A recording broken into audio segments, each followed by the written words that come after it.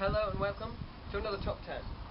This time we're doing a collaborative Top 10 on Top 10 game shows. We've all watched a game show, we all have a game show we hate, and we all have a game show we love. There are some we follow every week. If we turn on the TV and a game show's on, we'll probably watch it, because it boosts your spirits when you get a question right. Yep. And it gets you on your seat going, oh, but I know this one, and the TV's paused because you've got a smart TV. No, don't play it, don't play it. Oh, God, play it. No, and then you play it, and then they say it, and you say, oh, I knew that. And everyone goes, yeah, right. It's a great moment, isn't it? Anyway. Here's our top 10. Here is our top 10. Thank you for speeding me up.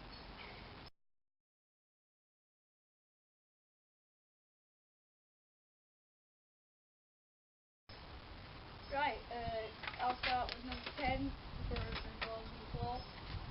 Right, at number 10 for us, the weakest game show, well, not the weakest, we've got many more, but the weakest on our top 10 has to be The Weakest Link.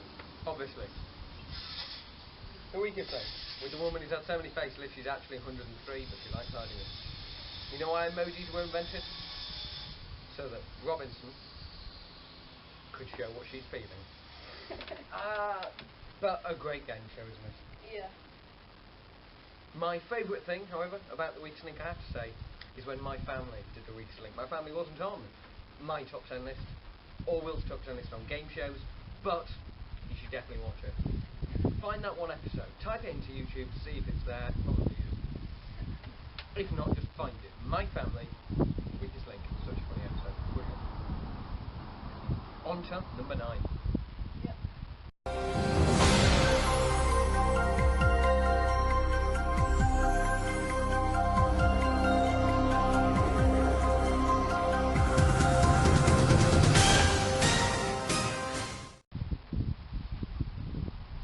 Number 9. Family Fortunes. All-Star Family Fortunes, as I was recently told was the full title. Family Fortunes, where it's not actually really a quiz, it's about naming random stuff. Gotta say, it's the most embarrassing thing physically possible. However, one problem is you can't really play along to this. You can a bit, but not as much as the others. That's my problem. Yeah. What do you think? Yeah. Pretty much the same as you. It's good, but you can't play along as well. Yeah. Right, number 8, I guess. Number 8.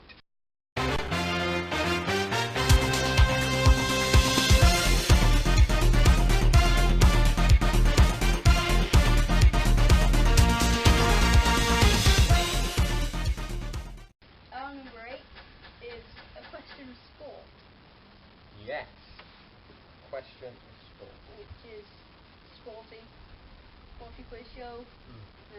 The best bit is where they you have your panel of 3 or panel of 2 or 3. I've forgotten how many. There might be panel of 3. One person stands up, goes into the middle of the table. Yeah. On the screen above, random things happen, and the guy runs around doing random sport actions, and it's so incredibly funny. It's brilliant. Yeah. Well, It is a funny game show. Do you know the one thing they did wrong? Have you ever, whenever anybody asks you a question which you don't know, have you ever said, ask me one on sport? It's something people say, isn't it? Have you ever heard people say that? Ask me one on sport? Yeah. Why didn't they call it Ask Me One on Sport? That would have been a great title. It's a thing my mum says all the time. Even if you don't like, I find myself saying it, and I prefer to say Ask Me One on Books, because after her books. Or Ask Me One on Music. But I don't, I say Ask Me One on Sport, because it's, I don't know. Anyway, a question of sport.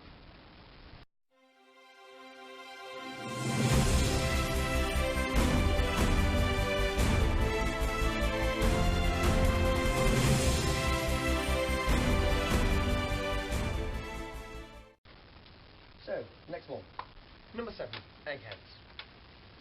Eggheads, the ultimate game where 6 people, 5 people, 5 people. challenge 5 people. 5 ultimate brilliant Eggheads challenge 5 ordinary contestants. That moment where throughout the game, multiple choice questions take away members of the different teams until you end up with the final, where, as per usual, 5 or at least 4 Eggheads normally play 1 contester. Yep. And you always want him to win. Yep. He never does. It's very rare that one man wins. Sometimes they stretch out and the end of 2 or 3 of them are there, and then maybe they win. And you see behind them, they do a screen. So if I was here, they'd have the 4 people behind me. They could see what's happening, but I can't see them. They can't tell me any answers. It's great. Yep. Very good, I like that one. It brings out the British spirit in you to want to support the underdog. Yep. That's the great thing about Mastermind. Eggheads. Eggheads.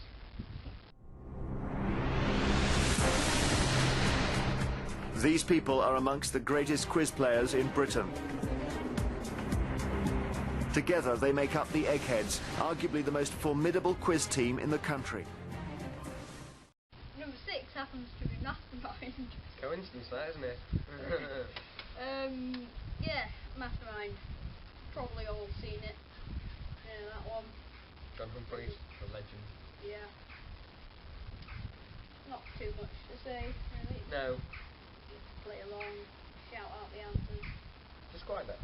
Well, it's a very fast-paced game. I kind of like it for that. When you've got the whole family, sitting around TV, shouting out answers. Very anxiously. Speedy. Yeah. Yeah, you do your a minute and a half on. You get 1 point for every question. You do a minute and a half of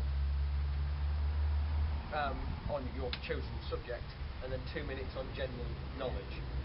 You can pass, but if you pass, if you draw with somebody, the person with the least amount of passes at the end wins. He says the whole question. You've got to answer the answer quickly. You try and think, oh God, pass. Or you say I don't know. And if you say you don't know, the only reason why you might pass is because if you say you don't know, he gives you the answer, and that takes up more of your time. John Humphrey speaks very quickly. He's very good at it. Never accused of, slowing down or anything. Very fair and very good at it. You can imagine somebody who couldn't pronounce words would be really, really irritating. Yep. Because they'd be using up all your time. Right. I think now next one.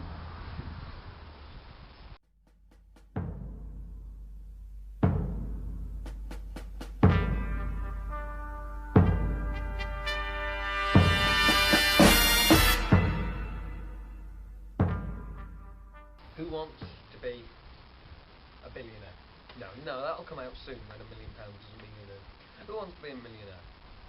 The challenge where you go up and up and up the question, starting at, is it 100 you start at? I think, and you end at 1 million. Yeah. You get milestones where if you lose you go back to your milestone, or you can just go, that's it, I'm out, and take your money. Yeah. If you fail, you're right back down. Yeah. A great show. Yeah, it is. You're always on the side of the one man. Not multiple people, not contested, it's one man fighting the game. Yep. And that's very rare. I Yeah. don't think any of these one man, Deal or No Deal, is one man fighting the game, but we don't have that on our list. No. It almost was, but we're not good at it in the end. Yeah. Replaced by other ones that came to mind at the end. Well, take it away.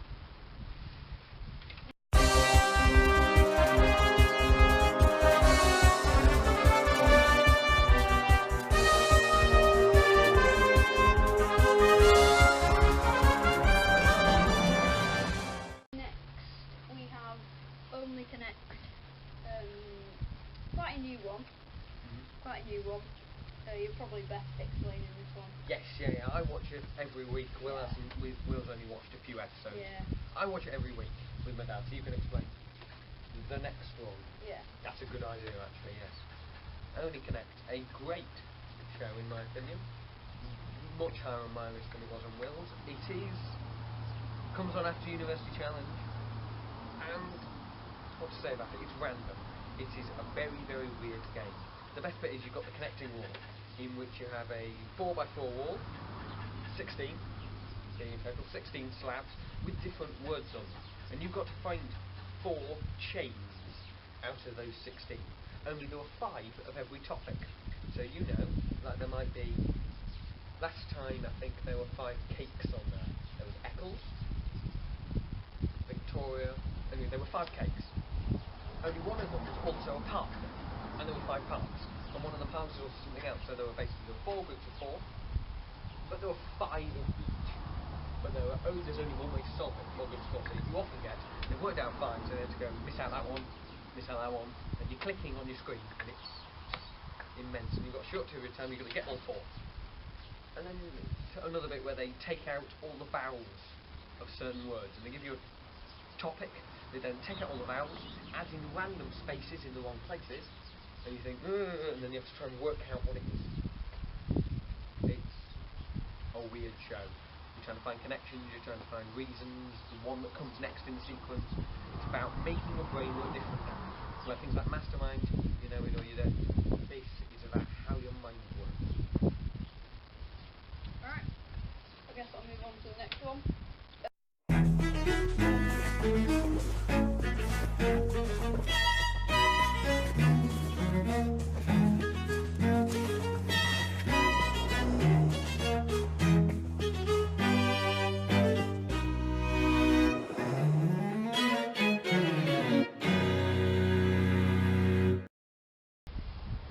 I don't really know why it made it to the list. I don't think this show's worth much. I think it's rather pointless.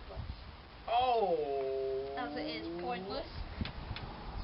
Yeah, pointless is. I like pointless. Like pointless. Yeah. It's presented by Alexander Armstrong. Alexander, that's it. I was trying to remember that the other day. I said Alan Armstrong. What? No! And the other guy, Richard. That's Louis Armstrong. Richard someone. Anyway. Attenborough. Is it? No, it's not Richard Attenborough. Oh, jeez. The internet laugh at him. Anyway, so yeah, you've got to basically they give you categories of something. You know, they've got loads of different rounds, and you've got to basically find the most obscure answer. Yeah. And You've got to find the pointless answer. Yeah. The answer nobody else thought of that you knew. yeah, because they ask 100 people before the show, and then each person that got the same answer as you is worth 1 point. Yeah. So say you said an answer and 52 people got that answer as well, then you get 52 points. What you're looking for is a pointless answer. You don't want points. You don't want points. And if it's wrong, you get 100 points. Or if everybody names it. I don't know if it ever happens. So when nobody names it, it's normally just wrong. Yeah. Anyway, that's pointless. It's a very funny show. It also has the same gag every single time. I didn't wonder if you'd make it, but you did make the gag, then it was funny.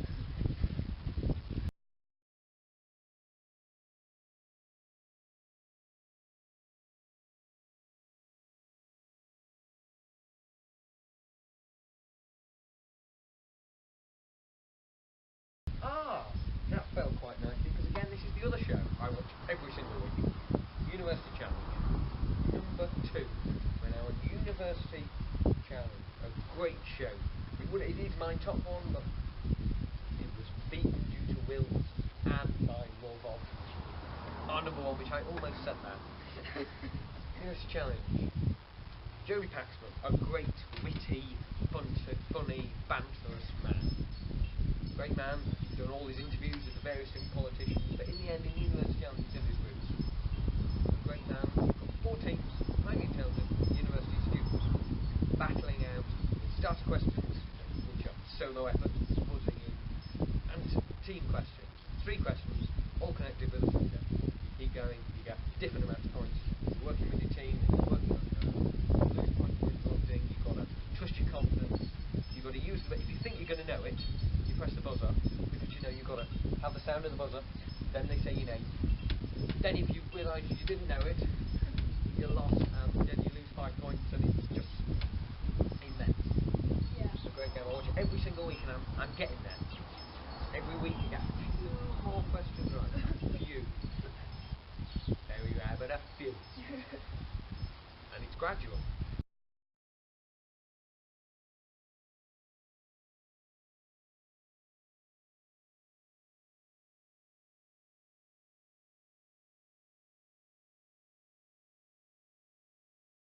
Right, number 1. Should we do a countdown? Yes, yeah. It is countdown. Of course. Of course, number 1. Very good. Yeah. Countdown, they choose, well, they don't choose the letters, they get given the letters, and then you've got to make a word given 9 letters. You've got to make the longest word you physically can in 30 seconds. The clock is counting now. Or you get a series of numbers, combined of big numbers and small numbers, and you've got to add them, times them, divide them, or take away To reach a target. to reach a target of a random 3-digit number between 100 and 999. You spend the whole time pausing the screen and trying to work it out. Yep. You convince yourself that you're good enough to go on the show, and you watch it on a crappy old TV. You have to do it for 30 seconds. And